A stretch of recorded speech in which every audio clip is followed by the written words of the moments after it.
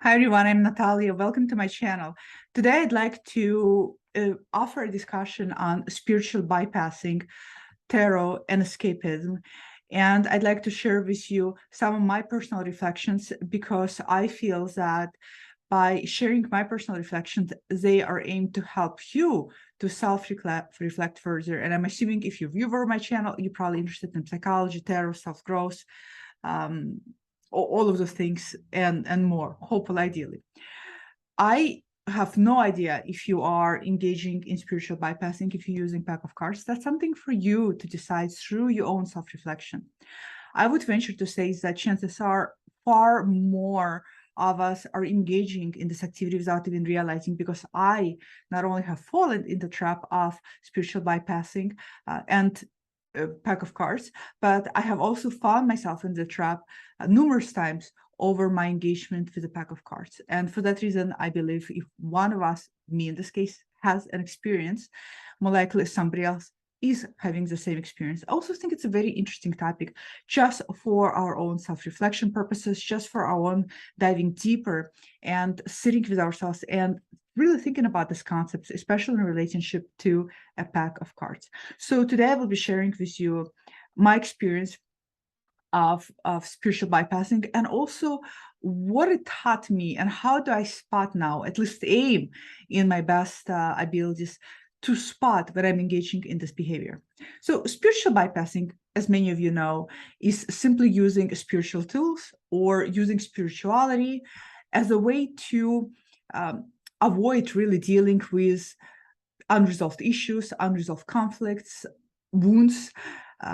It's avoidance. It's a way, in my opinion, of avoiding even living a life or achieving your goals or thriving or challenging yourself. And in relationship to cards, at least, I perceive this as not only divinatory object, not only a predictive object, but I also see this as a tool, as a spiritual tool that helps me to dive deeper into my own life, that helps me to dive deeper into my own feelings of confusion, feelings of apathy, my own feelings of boredom, my own feelings of wounds and hurts, and my own shadow complexes, my own unconsciousness. All of the things I feel can be very instrumental with a pack of cards, because you're really literally projecting onto the images your internal psyche. So for me personally, I use this for that particular purpose.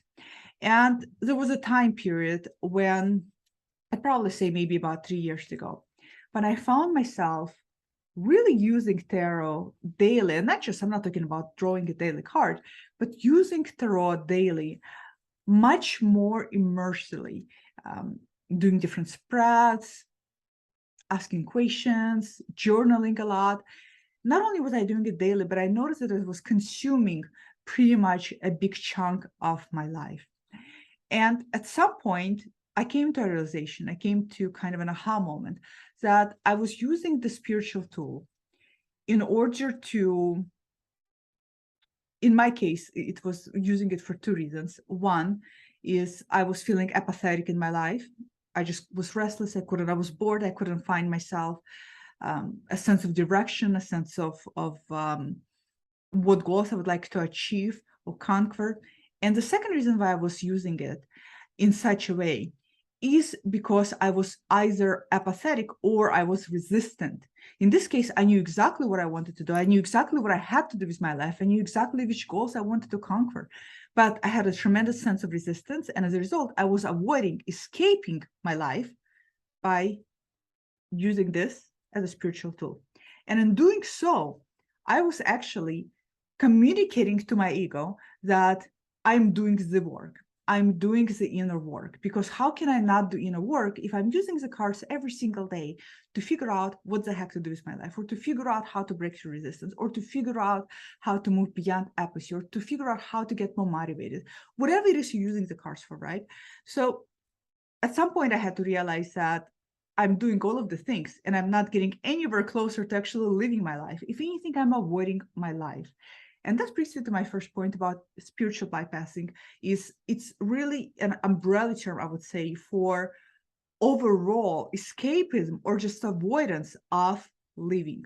Whatever living is for you. For me, living is achieving my goals. Living is doing what I'm meant to do here in this life path. Living for me is being conscious, being aware, being mindful, being in the now, not in the past, not in the future, but in the now, and living in the now moment.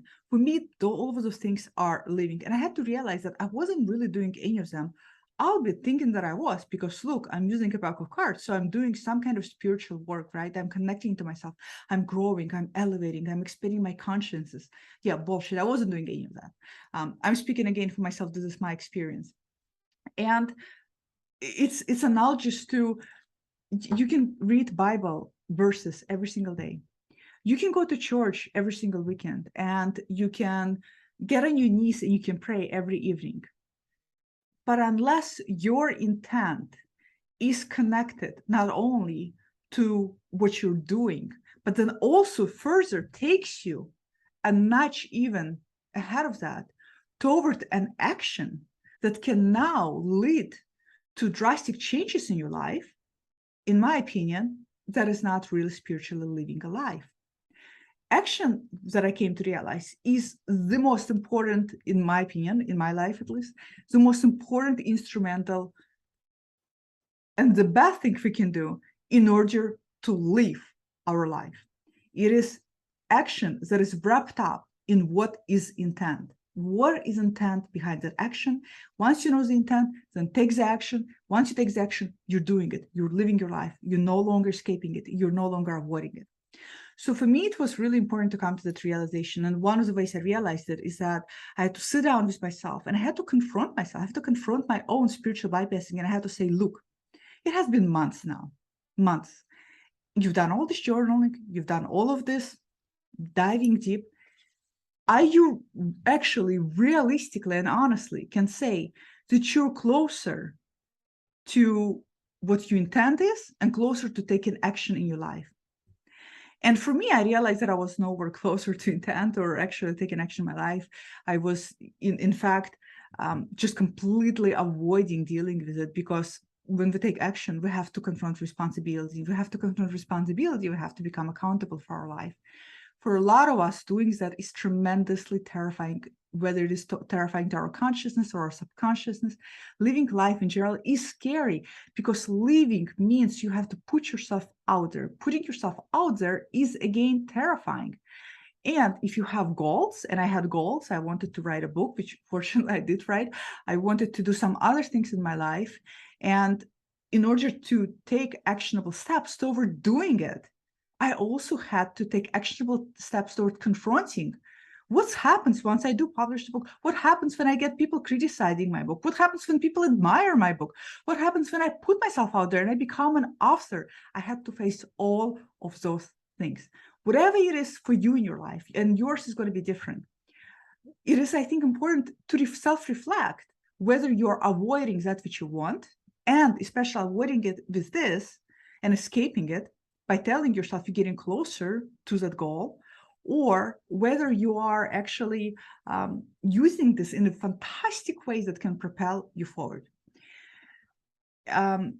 One of the things that I did realize and that I learned from that moment that became very important to me and instrumental to me in my life is two things. One, I have to have, if I'm using tarot as my part of my spiritual practice, as a part of my self-growth, as a part of a tool that helps me figure out what action I need to take in my life, I need to use it in a balanced way where it doesn't consume majority of my daily life, but where it is a partial aspect of my life, the rest part of my life making up of the most important things I want to achieve and make happen.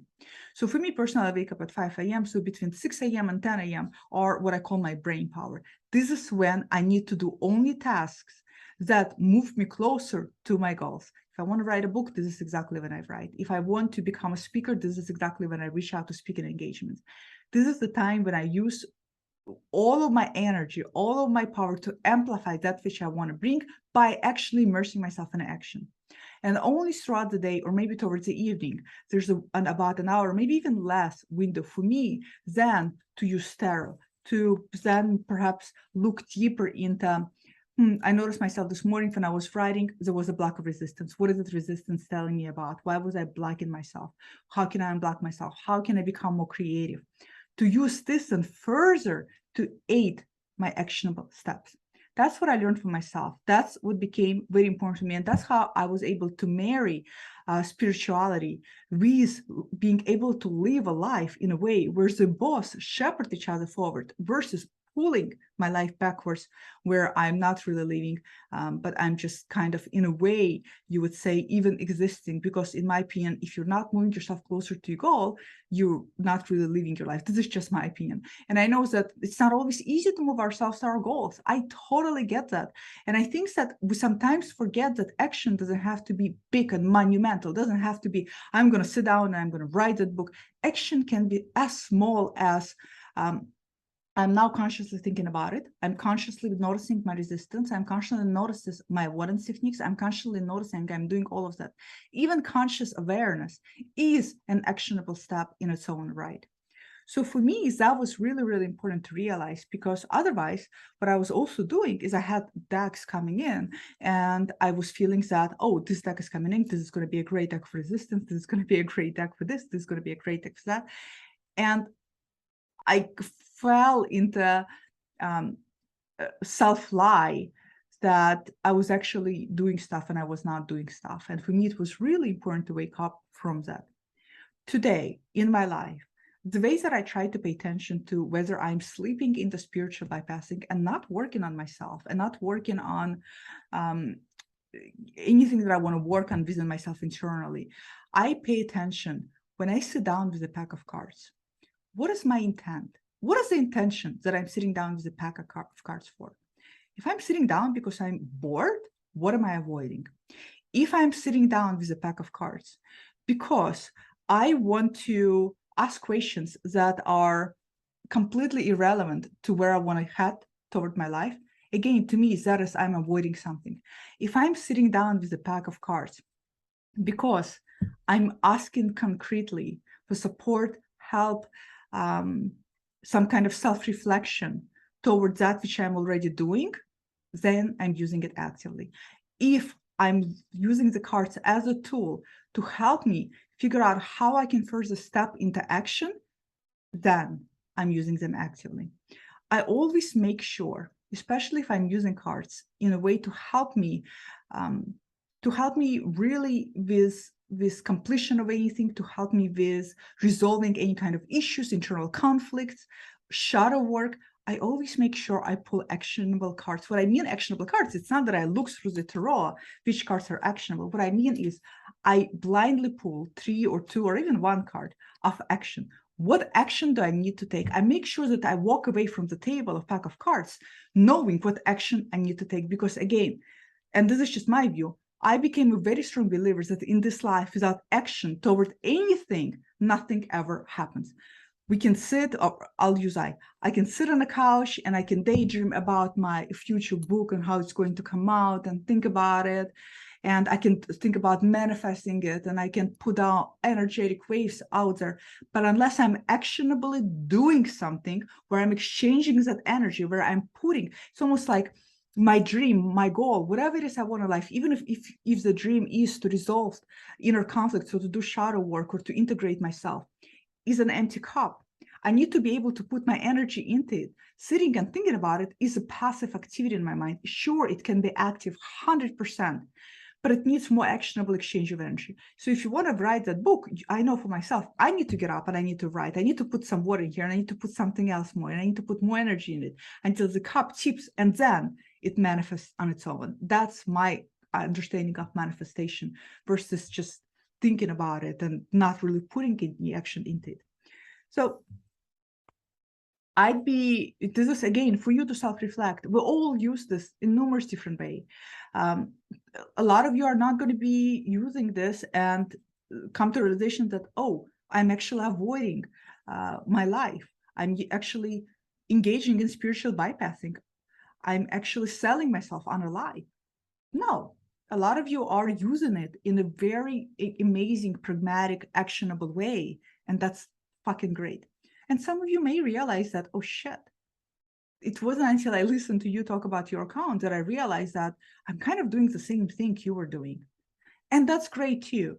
Again, awareness, in my opinion, is so instrumental because it's almost, an awareness is like waking up from a dream, or waking up from a denial, I would say, right? That's what an awareness is. You're waking up from something you thought was true, and then you realize this is not true. But awareness, as I always say, is not enough. Having an aha moment is not enough. It is a great starting point. But what leads after aha moment is action. And that's exactly the same thing, by the way, in shadow work. Having an aha moment that, oh, I just stepped into my shadow, is not enough. Now you got to take action to integrate. You got to take action to work on yourself, to clean or to integrate or to bring that in, to figure out what the shadow aspect is telling you about yourself. Otherwise, awareness is just, it's not going to lead you anywhere. This is why I'm not a huge fan in psychology of having too much awareness, because you can lie on a couch and talk about why you are where you at because of your parents and how they treated you, or your childhood, or traumas, or whatnot. And sure, it will give you awareness and explanation, but you also need more than that to then move forward into your life. So comment below, let me know, as you listen to this, what comes to your mind? Does it bring up anything for you? Maybe you engaged in spiritual bypassing in the past. What helped you realize that you're engaging in spiritual bypassing in the past? Maybe you're engaging in it right now. Do you think you'll be comfortable sharing that you're engaging with this right now? I don't think that there's anything wrong with engaging in spiritual bypassing right now. We're all human beings. And as human beings, we're all very complex, and we're all very intertwined in terms of our internal self. And we're constantly employing numerous of mechanisms and methods without even being aware that sabotages our living. I do this every single day. So I think it's a normal, natural part of being human. And if we didn't have all of that, we wouldn't need a room for awareness. Then we just be a perfect holy beings. And well, I think that's a great thing to aspire to, but we're also much more than that. So comment below, let me know. I'd be very curious to hear your thoughts on this, and I'd be very curious to hear what has your experience has been with tarot as a practice for yourself, and whether you found yourself slipping into this. And if not, how do you keep yourself anchored? I would say, how do you keep your practice anchored so you don't slip into spiritual bypassing with a pack of cards? Thanks. Bye.